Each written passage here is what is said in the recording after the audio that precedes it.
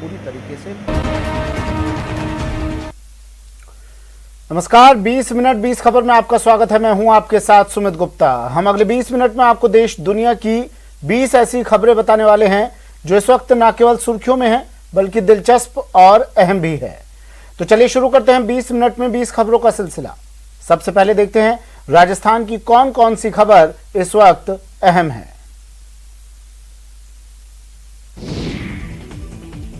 पाठशाला पर ताला है और स्कूल कैंपस में नशेड़ियों का अड्डा आबाद है। स्कूल में इतने आदमी स्मैक पीते हुए देखो, 2 3 4 भागते हुए। ये देखो, ये भागे, ये इस झाड़ में घुसे 4 आदमी स्कूल के अंदर स्मैक पीते हुए ये भाग रहे। देखो, हैरान करने वाली ये तस्वीरें जालोर से आई हैं, जहां स्मैक नशेड़ियों का दुस्साहस बढ़ाता जा रहा है। जी हां, बेखौफ नशेड़ी इन दिनों राजकीय स्कूलों को निशाना बना रहे हैं और पुलिस मूक दर्शक बनी हुई सब कुछ देख रही है। मामला सांचौर क्षेत्र के कांटोल गांव के सरकारी स्कूल का है, जहां बदमाशों ने स्कूल का ताला तोड़ दिया और स्मैक पीने लगे।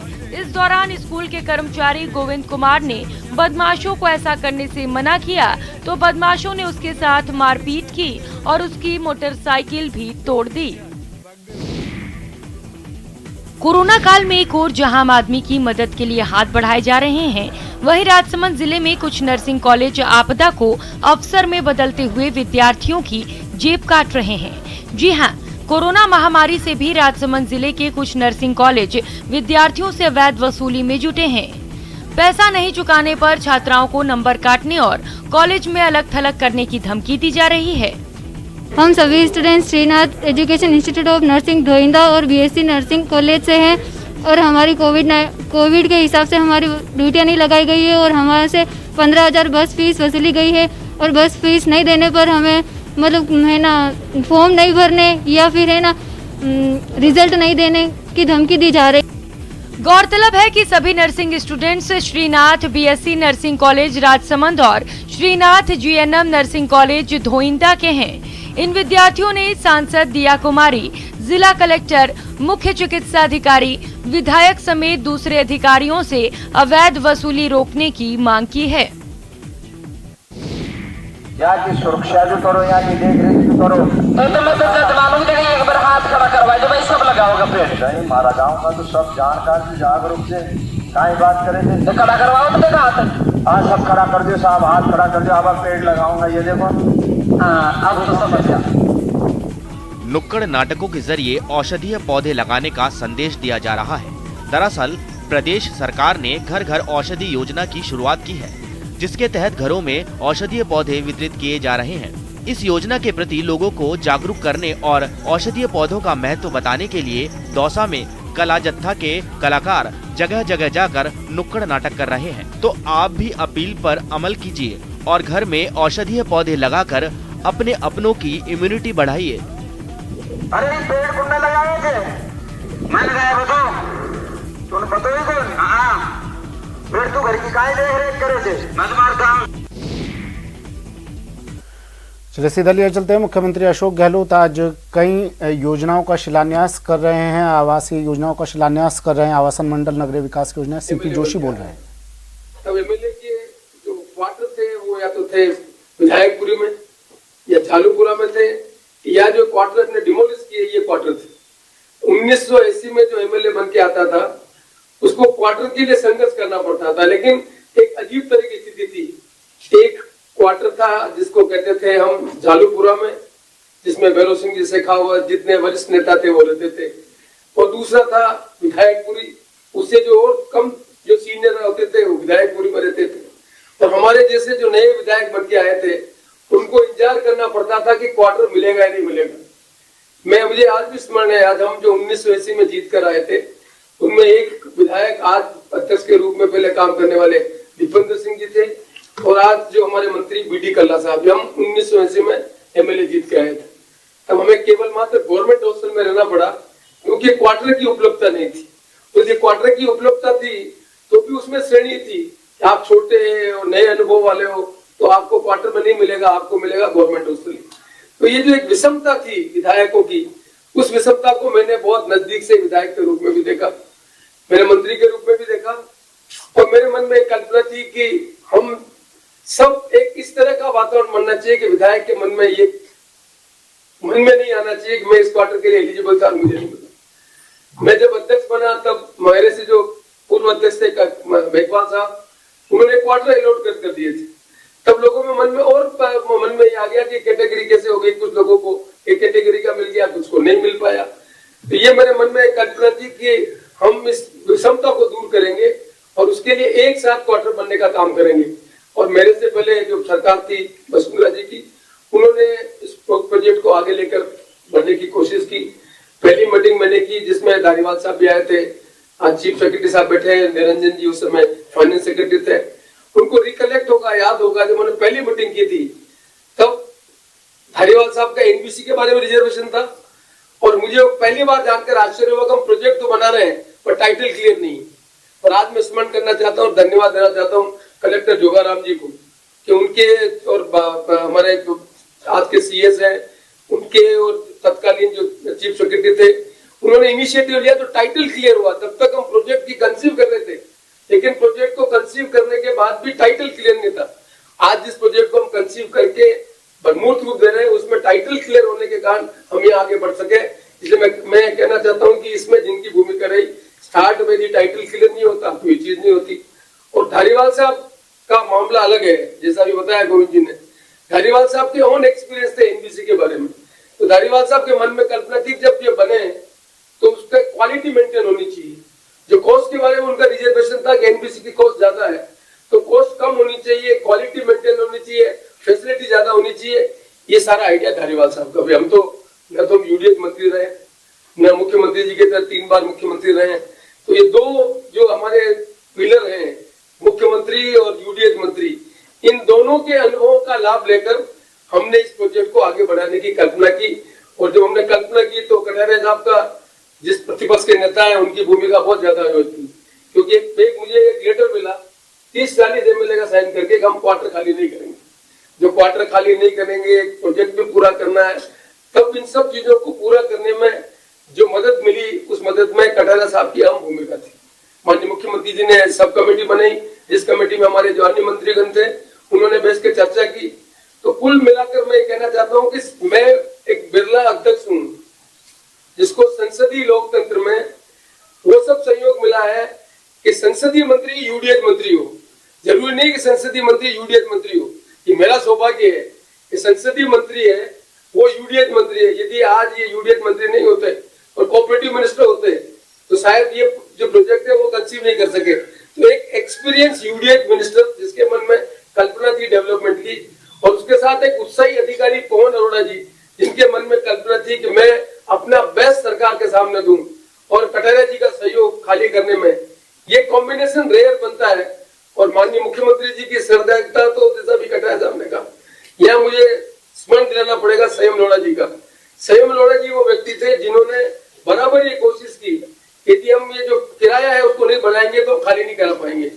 तो ये जो सारा उदाहरण है, मैं माननीय मुख्यमंत्री जी और यूडीएच मंत्री साहब ने कहना चाहता हूँ, ये एक एग्जाम्पल है कि यदि किसी समस्या का समाधान करना है तो कैसे लोगों को हटाए। उस समय यदि हम सब चीजें ठीक ढंग से करें, किराएदार को हम ठीक ढंग का पैसा दें, कंपेंसेशन की व्यवस्था करें, उनको रिहेबिलिट करने का एक काम करें, तो ये जो प्रोजेक्ट है राजस्थान की जनता के सामने एक उदाहरण है कि सरकार कोई प्रोजेक्ट कंप्लीट करना चाहती है, वहाँ लोगों को हटाना चाहती है, किस तरह की सुविधा दे जिससे लोग जो वहाँ पर है वो भी सुविधाजनक अपनी जगह शिफ्ट कर सके और सरकार का प्रोजेक्ट भी पूरा हो सके।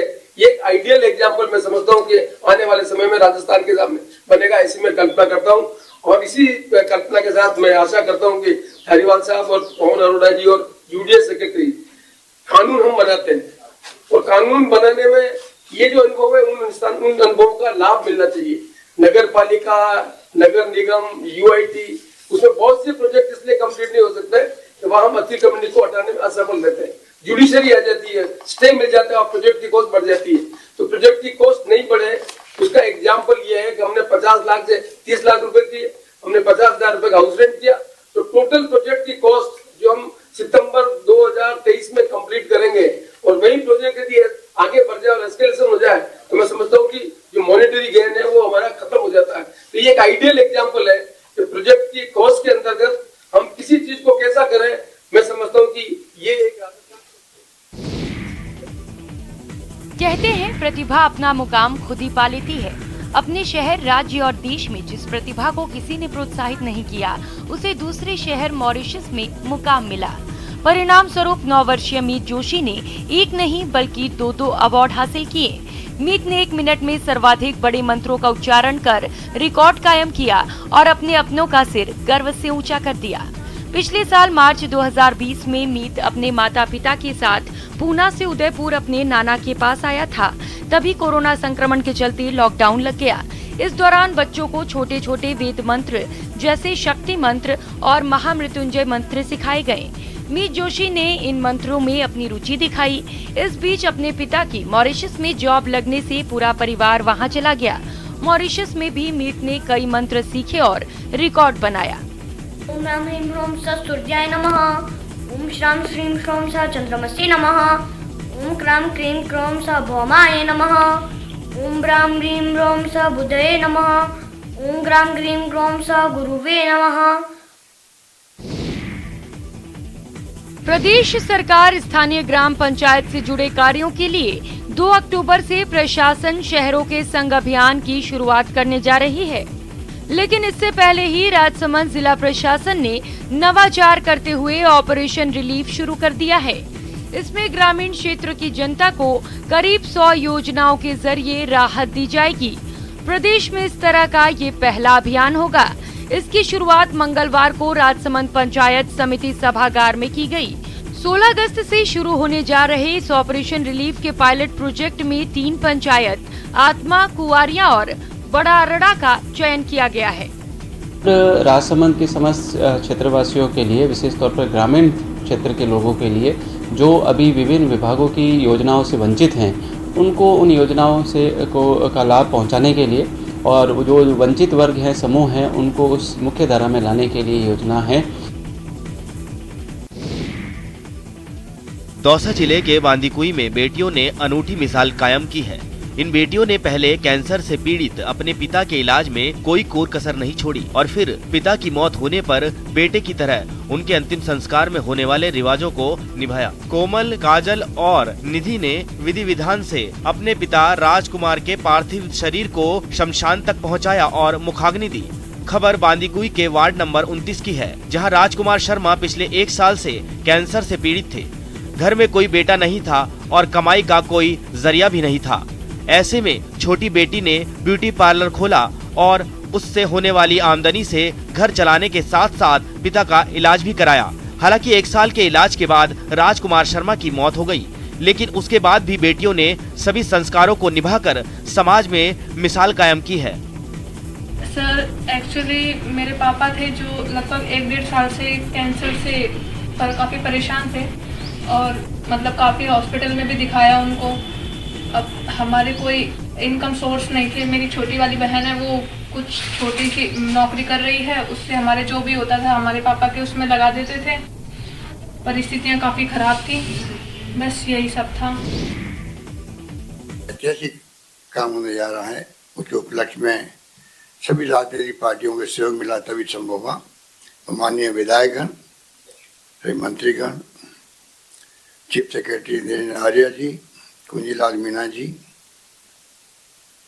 अमित ढाका जी, गौरव गोयल जी, आवासन मंडल के आयुक्त पवन अरोड़ा जी, सलाहकार ये संधू साहब, सचिव आवासन मंडल संचिता बिश्नोई जी और तमाम इस वीडियो कॉन्फ्रेंस जुड़े हुए तमाम हमारे भाई और बहनों, नौजवान साथियों, ये वास्तव में अभी अपने अपने अनुभव बता रहे थे। स्पीकर साहब सीपी जोशी जी, धारीवाल जी और कटारिया साहब और हमारे अध्यक्ष जी दुदासा जी भी, क्योंकि सभी लोग इस दौर से गुजर चुके हैं। किस प्रकार से जब विधायक बनते हैं तो क्या क्या तरह की तकलीफें आती है, और बहुत सुंदर शब्दों में कटारिया जी ने भी 40 साल का अनुभव बताया किस प्रकार से 40 साल के बावजूद भी सामाजिक सौहार्द और सद्भावना जो होती है परिवारों में वो नहीं बन पाती है। बहुत अच्छे ढंग से बातें कही गई, मैं उन तमाम बातों को वापस रिपीट नहीं करना चाहूँगा। पर अभी एक ये मौका ऐसा है जो एक दूसरे की तारीफ करने वाला मौका ही है वास्तव में, क्योंकि वास्तव में जिस रूप में ये प्रोजेक्ट बना है और जिस रूप में ये इम्प्लीमेंट हो रहा है उससे मैं समझता हूँ कि ये तभी संभव हुआ तब एक इच्छा शक्ति के साथ में आगे बढ़ा गया। और इच्छा शक्ति हमारे स्पीकर साहब सीपी जोशी जी की, मुख्य रूप से धारीवाल जी की और कटारिया जी का सहयोग, क्योंकि ये अपने सरकार जब थी भारतीय जनता पार्टी की तब भी प्रयास हो रहा था और वो संभव नहीं हो पाया। पर जिस रूप में ये बात जब शुरुआत हुई और आगे बढ़ते बढ़ते हो सकता है पिछली गवर्नमेंट की तरह ये भी 5 साल निकल जाते और ये प्रोजेक्ट नहीं बन पाता। खूबसूरती इस बात की है कि प्रोजेक्ट जो है इसको अमली जमा पहनाने की नौबत आ गई, ये खूबसूरती है। क्योंकि प्रयास सब करते हैं, हर गवर्नमेंट चाहती है मेरे वक्त में कुछ काम करें, हम अच्छे काम करें। पर जो अभी आपको इतिहास बताया गया किस प्रकार से अलग अलग जगह गवर्नमेंट हॉस्टल, मुझे भी याद है सीपी जोशी जो वहीं रहते थे, कई हमारे साथी रहते थे। तब से जब हम NSU में थे तब से देखते हैं कि अधिकांश हमारे MLA साहबान गवर्नमेंट हॉस्टल के अंदर एक कमरे में रहते, कैसे रहते होंगे पता नहीं क्या क्या होता था। पर इतिहास पूरा बताया गया कि हम कहाँ से अब कहाँ पहुँच गए और जमाना बदल गया है। संसद में सांसदों के लिए भी वहाँ पर मल्टी स्टोरी बिल्डिंग बनी, तब जाके काम चला है। क्योंकि पुराने जब 40-50 साल पुराने मकान बन जाते हैं उनके मेंटेनेंस में इतना खर्चा आता है, कल्पना नहीं कर सकते हम लोग। मामूली बात है, वो एक कमरा बनवा दिया, 2 कमरे बनवा दिया एक्स्ट्रा, मंत्री बन गए तो और कमरे बना दिए, तो करोड़ों रुपये खर्च होते हैं उसके लिए, मेंटेनेंस के लिए भी और एक्सपेंशन के लिए भी। उसका कोई अंत ही नहीं है। इससे अच्छा है कि जैसे पार्लियामेंट वहाँ पे भी मल्टी स्टोरी बिल्डिंग बनी, तब जाके अब आराम से वहाँ सांसद रह सकते हैं। और कटारी ठीक कह रहे थे, एक सांसद या विधायक अगर अपने क्षेत्र से लोग आए और ढंग से बात नहीं कर पाए उनसे, उनको चाय भी नहीं मिला पाए, तो लोगों में एक डेमोक्रेसी में लगता है भाई अभी विधायक बन गए हैं तो ठीक है, मिली बहुत बड़ी बात है। और एक टाइम बदला है, अब आराम से बैठो, बातचीत करो, थोड़ी सुविधा दे दो नहाने की धोने की। चाहता क्या आदमी, शाम को वापस चले जाते कई लोग, तो रुकना तो रुकने की व्यवस्था हो जाए। तो जो ये पवन अरोड़ा ने और धारीवाल जी ने मिलके जो पूरा डिजाइन बनाई है फ्लैट बनाने की, ये भी बहुत शानदार बनाई है। पूरा प्रोजेक्ट जो है बहुत ही अच्छा बना है, इस बात की मुझे बहुत प्रसन्नता है। मेरे पास तो सीपी जोशी जी और धारीवाल जी लेके जब आए थे इस प्रोजेक्ट के लिए या कॉन्स्टिट्यूशन क्लब के लिए या विधायकों के फ्लैट देने की बात हुई सस्ते रेट के दरों के अंदर, और जब पूरे हाउस के हमारे मेंबर जो माननीय विधायकगण हैं सबकी जब एक से मंशा हो, तो जहाँ मुझे आप लोगों ने बैठाया है, मेरी तो पहली नैतिक जिम्मेदारी है कि मैं आप सबकी भावनाओं का आदर करूं, ये तो मेरा नैतिक कर्तव्य भी है। इसलिए एक झटके में स्पीकर साहब ने और गुलाब सिंह कटारिया जी ने और धारीवाल जी ने 2.25 करोड़ का 5 करोड़ करवा दिया 2 मिनट के अंदर। पता नहीं बड़ा ये हुआ क्या, उसके अंदर क्या हो रहा है। खाली बस वो स्पीकर साहब का माइक जो था मई जोशी जी ने थोड़ा इशारा कर दिया और वो रुक गए। अगर वो हाउस एडजॉर्न कर देते अगले दिन के लिए तो वो नहीं होता। खाली बस सेकंडों की बात थी, उस सेकंडों में जो काम हो गया वो मेरे ख्याल से 1 घंटे की बहस में भी नहीं हो पाता कई बार, पर उन सेकंडों के अंदर मैं समझता हूँ 2-4 मिनट के अंदर ही कटारिया जी ने भी, राजेंद्र राठौड़ जी ने भी और स्पीकर साहब और धारीवाल जी ने जिस प्रकार से पहले षड्यंत्र कर रखा था मेरे खिलाफ में कि किस प्रकार से हमें इसको मतलब बनवाना है, पहले माने सबने बना लिया, विधायकों ने पूछ लिया, तो मुझे तो करना ही था। तो मुझे खुशी है कि आज 5 करोड़ रुपए विधायकों को जब मिलने लगेगा, मिलने लग गया है, और मैं उम्मीद करता हूँ कि उसी रूप में वो अपने क्षेत्र में सेवा भी कर पाएंगे, क्योंकि हमने अभी फैसला कर लिया कि अब जब वैक्सीन के लिए प्रधानमंत्री जी ने मंजूरी दे दी है निःशुल्क की, तो वहाँ पर पैसा जो विधायकों का था उसको हमने कहा वो खर्च अपने हिसाब से करें। वो आदेश आपने देख लिया होगा, जो तमाम हमारे साथी बैठे हुए हैं उन्होंने इस प्रकार से ये पूरा आपके प्रोजेक्ट भी बना है, खाली भी हुए हैं। और अभी सैमरोड़ा का नाम लिया स्पीकर साहब ने, उसने जो रास्ता बताया उसके कारण जल्दी खाली हो गए, आसानी से हो गए। तो तमाम काम जो है मैं समझता हूँ कि जिला कलेक्टर जयपुर और चीफ सेक्रेटरी साहब और फाइनेंस सेक्रेटरी जब थे, ये पूरी कहानी सबको मालूम पड़ी है।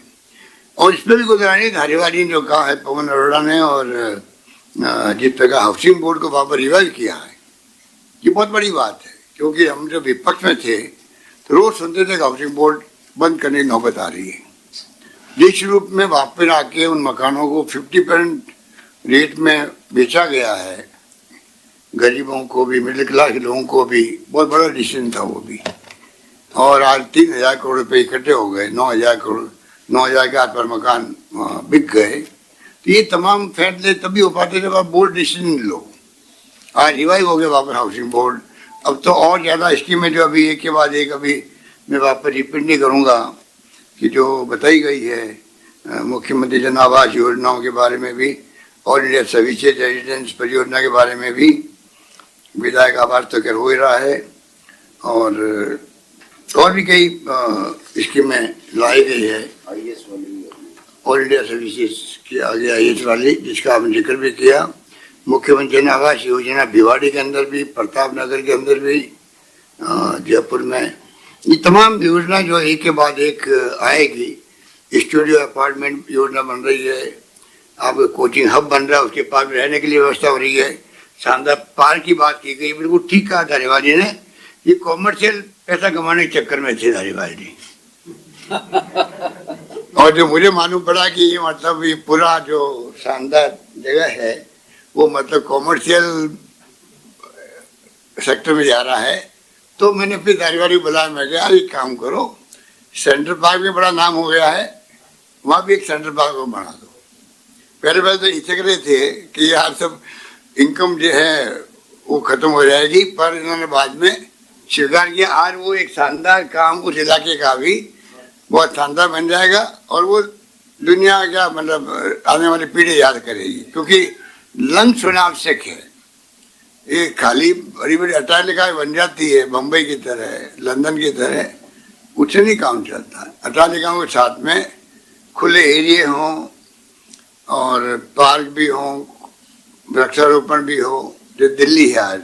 हालांकि दिल्ली तो प्रदूषित होगी पूरी अन्य कारणों से, परंतु पेड़ पौधों के लिहाज से सारी सड़कें जो है शानदार तरीके से बनी हुई है।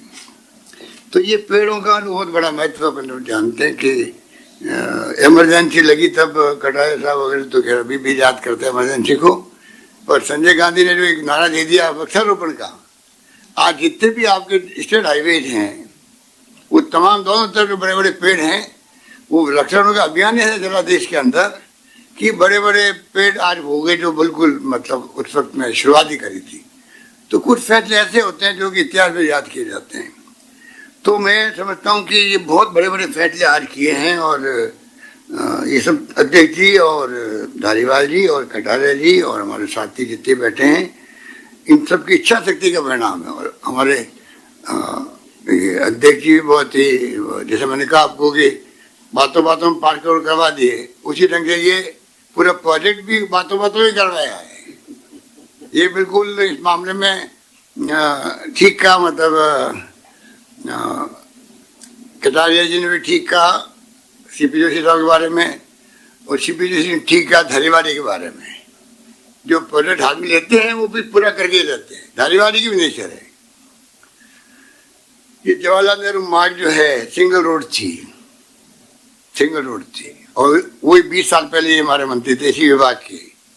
जो कुछ जयपुर दिख रहा आज में, फ्लाईओवर एक के बाद एक 15, 20, 25, 30 मेरे ख्याल फ्लाईओवर बन गए होंगे, अंडरपास बन गए होंगे, सड़कें चौड़ी हो गई चारों ओर, मतलब क्या क्या नहीं हुआ यहाँ पर, बरामदे खाली भी हो गए, एनक्रोचमेंट हट गए। तो ये एक जुनून होता है, जुनून के कारण से सब कुछ संभव हुआ।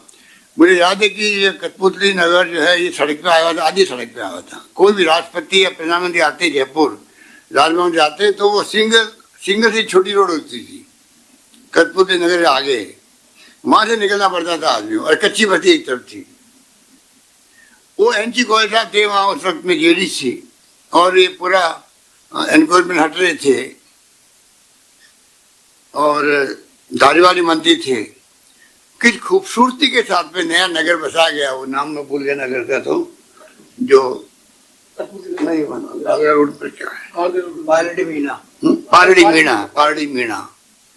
और संधू साहब भी उसमें होंगे कि तमाम लोगों ने जिस रूप में वो खूबसूरती से उनको कन्विंस किया, जो कि सुप्रीम कोर्ट का वहां पर बैठाया हुआ है, वो क्या कहते हैं उसको, रिसीवर बैठाया हुआ है, तब भी उनको कन्विंस करके पीछे हटा दिया, और वो शानदार डबल ट्रिपल रोड बन गई।